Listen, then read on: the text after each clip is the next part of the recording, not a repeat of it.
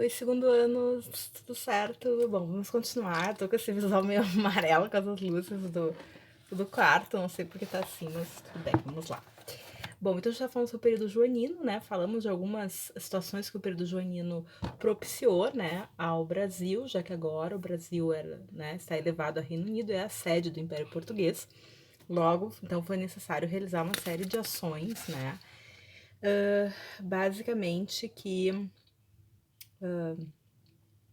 vão, digamos assim, mudar um pouco o patamar e fazer com que a elite brasileira, né, comece a gostar dessa nova situação, comece a não querer mais ser a colônia, digamos assim, nos moldes que era até então, certo?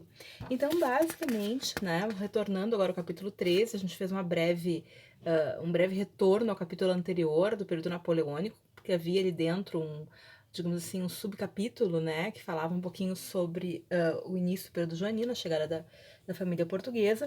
O fato é que Napoleão será vencido, né, em 1815, digamos assim, de forma definitiva, e nós vamos ter, então, uma série de situações que se colocam agora, já que, né, a população portuguesa espera, então, o retorno da família real, e aí nós vamos ter uma série de tensões, porque Dom João estava gostando bastante da vida nos trópicos, né? Então ele era muito agradável, afinal de contas morar no Rio de Janeiro, né? Mas naquela época, ainda por cima, paradisíaco, etc., nos lugares realmente mais lindos, né, do mundo. E Dom João gostou, assim. Inclusive ele tinha uma situação de saúde, né? Uma que a gente chama de gota, né? Popularmente, e ele sofria muito menos, né, dessa situação aqui no Brasil, com um clima tropical, enfim, né? Bom, então, basicamente, a população portuguesa, claro, foi extremamente atuante na resistência aos franceses, né, promovendo guerras de guerrilha, enfim, né, nunca aceitou muito bem a situação de domínio dos franceses, né, e com isso se conseguiu, basicamente, né, e também com a intervenção militar inglesa, se conseguiu digamos assim, os franceses fossem, né, de fato expulsos, né, mas também os portugueses não queriam que os ingleses também, né, que atuaram, que ajudaram nessa expulsão francesa, tomassem conta, digamos assim, que era o que estava acontecendo, né? Então, tínhamos um representante inglês que estava coordenando as ações, né, de Portugal.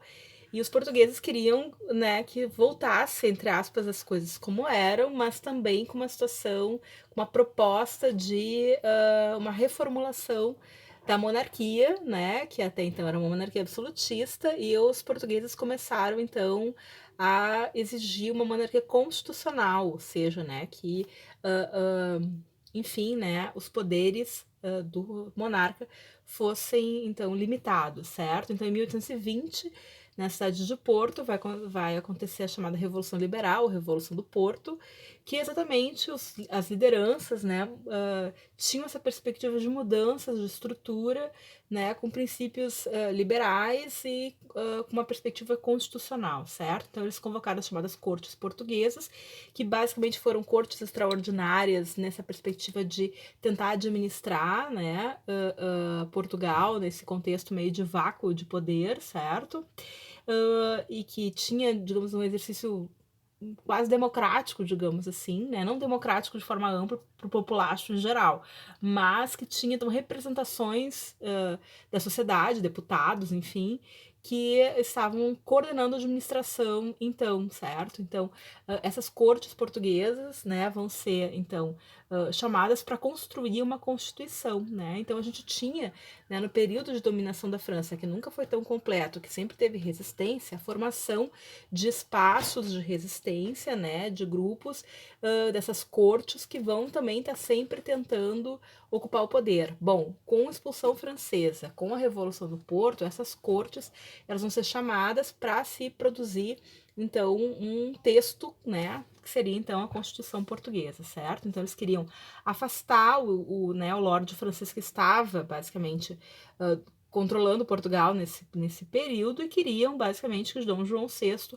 retornasse. Nesse contexto, a mãe de Dom João já tinha falecido e ele era o rei por direito, digamos assim, certo? Bom, então, com toda essa convulsão que estava ocorrendo, né, em Portugal, Dom João, mesmo não querendo muito vir, se enrolando para ir, né, acabou tendo que, né, bom, então vou ter que ir porque senão eu vou perder, né, basicamente era essa a questão. Então o monarca português ele acaba retornando com a corte, né, e com, digamos assim, né, sua família, menos Dom Pedro. Então ele vai deixar Dom Pedro, que basicamente foi, não, né, não nasceu, mas foi criado aqui no Brasil também, curtia muito uma praia e, enfim, né, estava bem habituado, digamos assim, né, com o Brasil.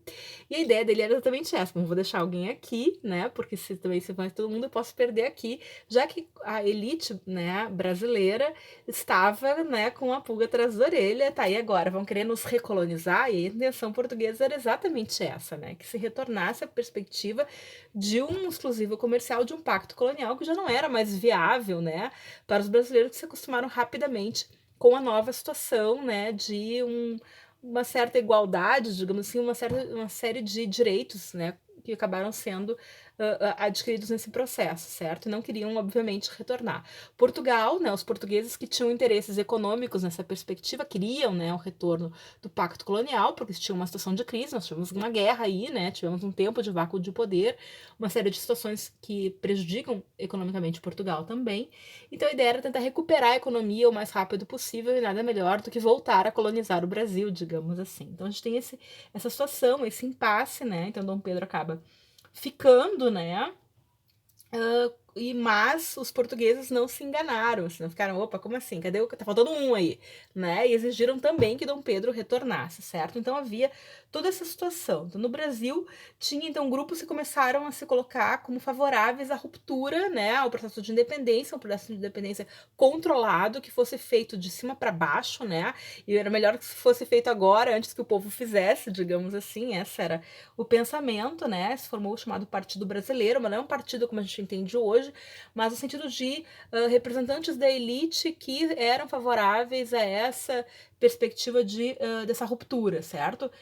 E com isso, então, né, basicamente a ideia era de fato que Dom Pedro ficasse, Dom Pedro, né, encabeçasse esse processo e se tornasse, então, né, um monarca brasileiro. Então a ideia era que fosse muito bem guiado, muito bem controlado, né, e feito pela elite de fato, certo? Então, basicamente, né, Dom Pedro vai receber um documento solicitando que ele fique e tal, né? Então, dia 9 de janeiro vai ser chamado dia do fico, no qual ele vai declarar que ele vai ficar no Brasil, que ele não vai retornar, enfim, né? Toda a perspectiva, certo? Então, diante dessa declaração de Dom Pedro, né, começou toda uma movimentação, né, de que, enfim, tropas portuguesas começaram a ter uma perspectiva de, tropas portuguesas estão no Brasil, né, muitas ficaram, enfim, de ocupar o Brasil, assim, novamente, né, de atacar o Brasil, enfim, né, mas nessa questão, né, como eu falei para vocês, a situação vai começar, então, a se direcionar a, de fato, uma ruptura por parte do Brasil, certo? Então, basicamente, a gente vai ter uma situação bastante tensa, certo? Então, com exigências de Portugal, ou, né, com mandados vindos de Portugal, mas que agora já não eram mais obedecidos de acordo, certo? Então, ordens de Lisboa, mais uma vez mandando Dom Pedro voltar, e Dom Pedro não voltando, e Dom Pedro fazendo, né, uma série de viagens, né? E numa dessas viagens, né, a São Paulo, ele vai receber notícias vindas, né, da corte, né, o mensageiro que é enviado então por José Bonifácio, que era, né, de Andrada e Silva, que era então dos irmãos Andrada, um dos nomes mais importantes da elite brasileira, e que era como se fosse um conselheiro de Dom Pedro, a esposa de Dom Pedro, né, Dona Leopoldina, também bastante atuante nesse processo da independência. Eles vão colocar Dom Pedro, que a situação estava inclinada, inclusive, enfim, a possibilidade de uma guerra e tal. E Dom Pedro, então, né, no riacho, né, do Ipiranga, teria, então, proclamado a independência, né, enfim, a ideia de independência ou morte, enfim, né, declarado a independência do Brasil. E foi uma coisa, assim, muito, como eu falei para vocês ali, né, tipo, de cima para baixo, controlada, o povo alijado. Houve resistência, né, em algumas províncias que tinham uma camada portuguesa mais acentuada, um grupo português mais atuante, presente, como as províncias do norte e parte do nordeste.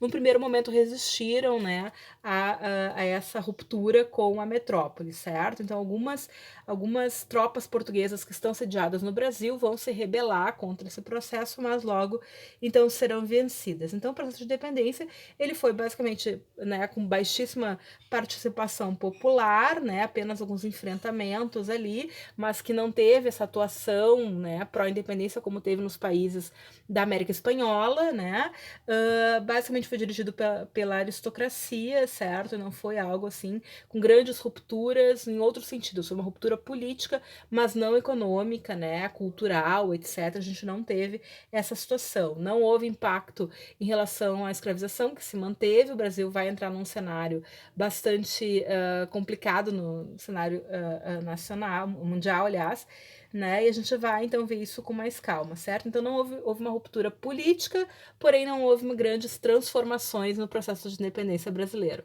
A independência foi apenas política de fato, certo? Continuamos na próxima. Grande abraço, se cuidem.